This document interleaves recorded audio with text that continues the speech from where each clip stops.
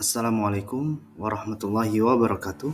Selamat datang di video pembelajaran Studio Perancangan Arsitektur 1. Pada pertemuan kali ini, kita akan membahas materi yang sangat fundamental dalam dunia arsitektur, yaitu antropometri ke ergonomi dalam perancangan arsitektur. Melalui materi ini, kita akan memahami bagaimana data tubuh manusia menjadi dasar penting dalam merancang ruang dan elemen bangunan yang tidak hanya indah, tapi juga nyaman, aman, dan fundamental. Siapkan catatanmu, mari kita mulai pembelajaran hari ini. Sebelum kita masuk ke materi inti, mari kita pahami terlebih dahulu tujuan pembelajaran pada pertemuan kali ini. Dengan mempelajari topik antropometri ke ergonomi dalam perancangan arsitektur, mahasiswa diharapkan mampu memahami prinsip-prinsip dasar antropometri dan ergonomi sebagai landasan utama dalam merancang ruang yang sesuai dengan kebutuhan fisik manusia. Tujuan berikutnya adalah agar mahasiswa mampu menganalisis hubungan antara ukuran tubuh, aktivitas, dan kebutuhan ruang, lalu menerapkannya secara tepat dalam desain arsitektur. Selain itu, mahasiswa juga akan diajak untuk mengeksplorasi pengalaman ruang melalui pendekatan panca indera dan persepsi manusia agar desain yang dihasilkan lebih manusiawi dan empatik. Terakhir, mahasiswa dituntut untuk mampu merancang elemen dan tata ruang yang mempertimbangkan kenyamanan, keamanan, serta efisiensi gerak pengguna sebagai bentuk tanggung jawab profesional terhadap kesejahteraan penghuni ruang.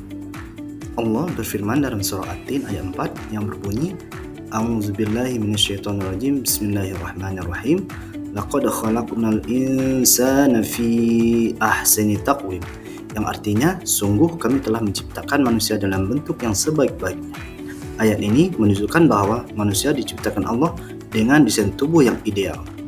Desain tubuh yang ideal merupakan landasan dalam perhitungan antropometri, sebuah konsep dasar yang sangat penting dalam perancangan arsitektur. Secara sederhana, antropometri merupakan ilmu yang secara khusus mempelajari dimensi tubuh manusia. Menurut Muqu Mulamin et al. 2020, antropometri merupakan studi tentang pengukuran fisik tubuh manusia, mengenai dimensi bentuk, serta ukuran tubuh yang tepat digunakan dalam klasifikasi dan perbandingan antropologis. Dalam Kamus Besar Bahasa Indonesia, antropometri diartikan sebagai ilmu tentang pengukuran tubuh manusia, yang aplikasinya mencakup desain furnitur yang ergonomis, klasifikasi antropologis, hingga perbandingan bentuk tubuh. Dalam dunia arsitektur, salah satu contoh penerapan antropometri dapat kita lihat pada karya arsitek modern ternama, yaitu Le Corbusier. Ia mengembangkan sistem ukuran tubuh manusia yang dikenal dengan modulor, yang menerapkannya pada bangunan unit di Habitation di Marseille, sebuah hunian vertikal di Prancis yang dirancang berdasarkan proporsi tubuh manusia. Pemahaman terhadap antropometri menjadi langkah awal yang penting sebelum kita melangkah ke konsep ergonomi, karena desain yang baik selalu dimulai dari pemahaman terhadap tubuh manusia. Setelah memahami pengertian dasar antropometri, kini kita lanjutkan dengan membahas dimensi tubuh dan kemampuan gerak manusia, yang menjadi inti dari penerapan antropometri dalam desain. Dimensi tubuh manusia dan ruang geraknya adalah aspek yang sangat penting dalam menentukan perancangan keseluruhan bangunan. Mulai dari tinggi meja, lebar pintu, hingga jarak antar furnitur, semuanya harus mempertimbangkan kenyamanan serta jangkauan gerak pengguna. Penting untuk kita pahami bahwa prinsip dari antropometri menekankan bahwa desain bangunan harus diadaptasi dengan baik terhadap ukuran tubuh manusia, bukan sebaliknya. Artinya, arsitektur yang baik bukan hanya soal estetika, tetapi juga seberapa mampu ruang tersebut merespon kebutuhan fisik dan pergerakan penggunanya. Pemahaman ini akan menjadi landasan kita sebelum melangkah ke tahap selanjutnya, yaitu ergonomi, yang merupakan pengembangan lebih lanjut dari konsep antropometri. Dalam penerapan antropometri, kita juga bisa melihat bagaimana masyarakat tradisional telah lama menggunakan prinsip ini secara intuitif. Salah satu contohnya adalah metode ukur tradisional di Bali. Di Bali, masyarakat menggunakan satuan ukur berdasarkan bagian tubuh manusia seperti depa atau rentan tangan, hasta atau lengan bawah, tapak atau telapak tangan, dan jengkal. Metode ini menunjukkan bahwa sejak dulu ukuran tubuh manusia telah dijadikan referensi utama dalam membangun rumah, pura, hingga berbagai elemen arsitektur tradisional. Penggunaan satuan tubuh ini mencerminkan kearifan lokal dalam menciptakan ruang yang sesuai dengan skala manusia. Dengan kata lain, prinsip antropometri bukan hal yang baru, justru telah menjadi bagian dari budaya dan praktik arsitektur tradisional yang sangat kontekstual. Setelah memahami prinsip dasar antropometri, saatnya kita membahas bagaimana prinsip tersebut diterapkan secara konkret dalam proses perancangan ruang. Terdapat 5 langkah penting yang perlu dilakukan dalam proses ini. Pertama, kita mulai dengan menganalisis pengguna. Ini berarti kita harus mengetahui siapa yang akan menggunakan ruang atau bangunan tersebut. Kita perlu mengidentifikasi jumlah pengguna, rentang usia, jenis kelamin, hingga karakteristik khusus lainnya. Data ini menjadi dasar dalam menyesuaikan ukuran dan kebutuhan ruang. Kedua adalah menganalisis aktivitas. Kita perlu memahami apa saja aktivitas utama yang akan dilakukan di ruang tersebut. Misalnya, apakah ruang ini digunakan untuk bekerja, belajar, bersantai, atau kombinasi dari berbagai kegiatan. Aktivitas harian, jenis pekerjaan, dan pola gerak sangat menentukan kebutuhan dari desain. Ketiga, kita masuk ke tahap mencari data standar dimensi. Data pengguna dan aktivitas yang telah dikumpulkan, kemudian diterjemahkan ke dalam dimensi ruang yang ideal. Untuk ini, kita bisa merujuk pada sumber-sumber terpercaya seperti buku data arsitek, jilid 1 hingga 3, atau data antropometri nasional yang sesuai dengan konteks lokal. Keempat, adalah menyusun semuanya ke dalam layout ruang. Dalam tahap ini, kita mulai mengatur posisi elemen-elemen ruang secara efisien. Perhatikan alur sirkulasi, jarak antar perabot, dan hubungan antar ruang, agar fungsi berjalan optimal dan ruang terasa nyaman. Terakhir, kita menentukan spesifikasi material. Pemilihan material tidak hanya berdasarkan estetika, tapi juga harus memperhatikan fungsi ruang, keamanan, kenyamanan, serta daya tahan terhadap lingkungan dan waktu. Kelima langkah ini menjadi panduan penting agar desain yang kita hasilkan tidak hanya menarik, tapi juga relevan secara fungsional, ergonomis, dan manusiawi. Sebagai lanjutan dari pembahasan sebelumnya, penting untuk kita pahami bahwa data antropometri tidak bersifat universal. Pada slide ini, kita melihat ada 3 gambar yang menunjukkan perbandingan tubuh pengguna berdasarkan usia, gender, ras, ataupun suku bangsa. Selanjutnya, kita akan mempelajari 2 jenis utama antropometri yang sangat penting dalam proses perancangan, yaitu antropometri statis dan antropometri dinamis. Di slide ini terdapat 2 gambar yang mewakili kedua jenis antropometri tersebut.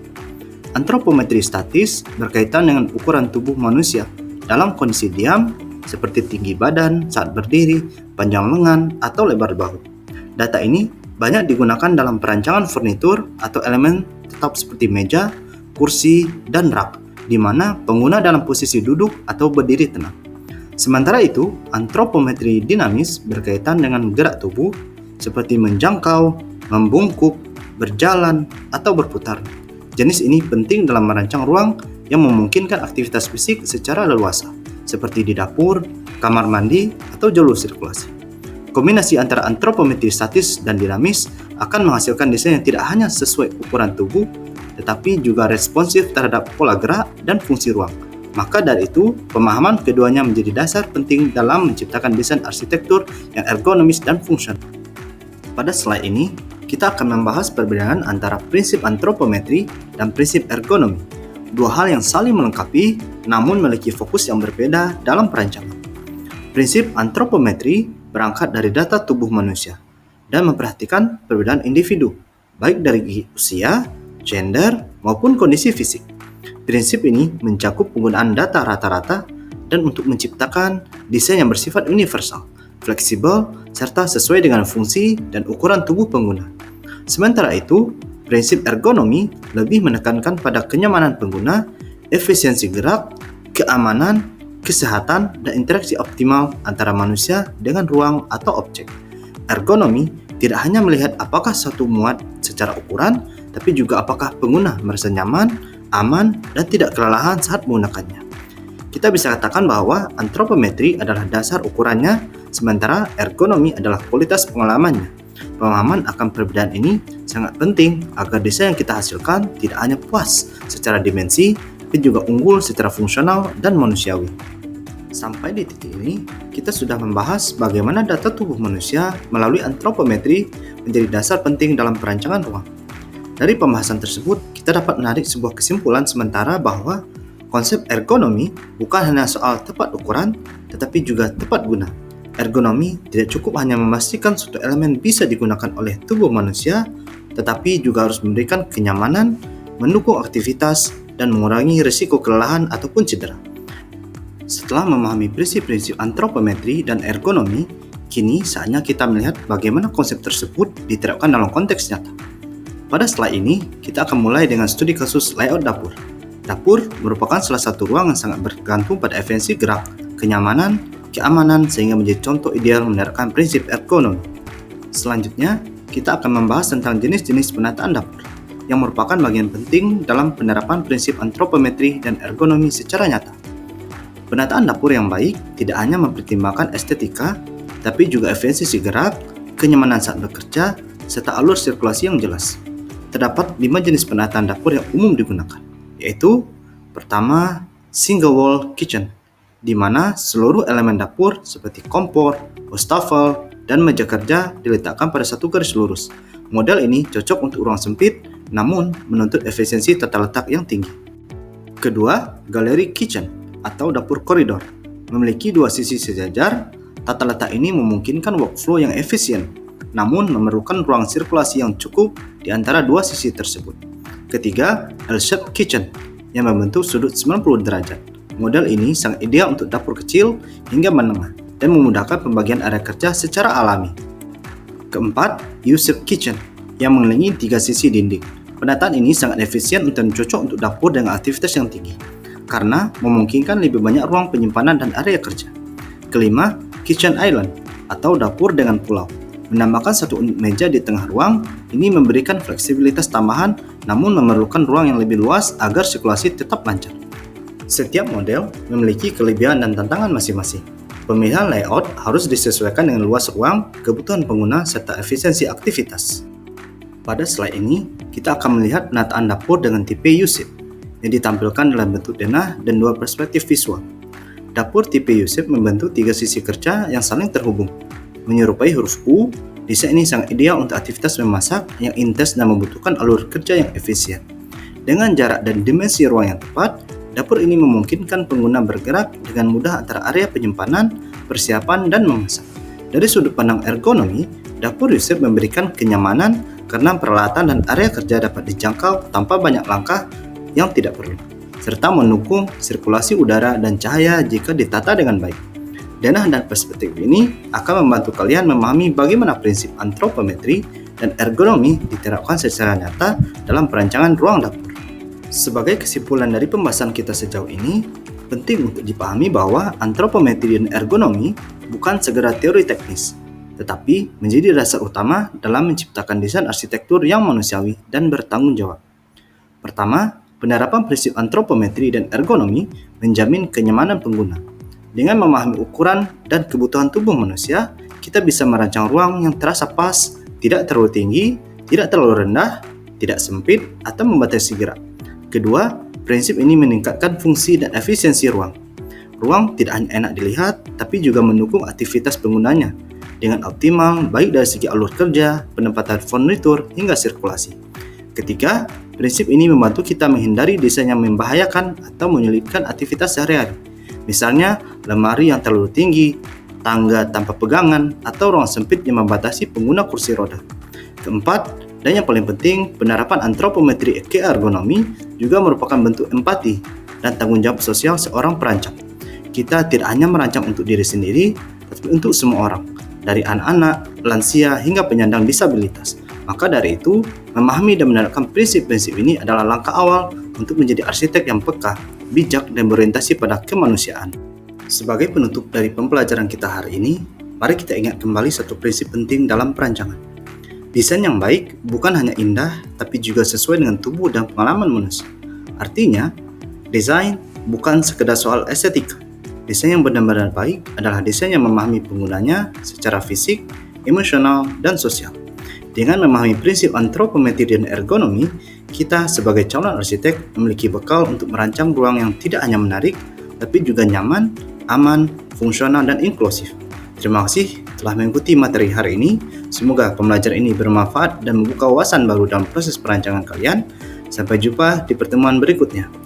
Dan selamat merancang dengan lebih sadar dan manusiawi. Wassalamualaikum warahmatullahi wabarakatuh.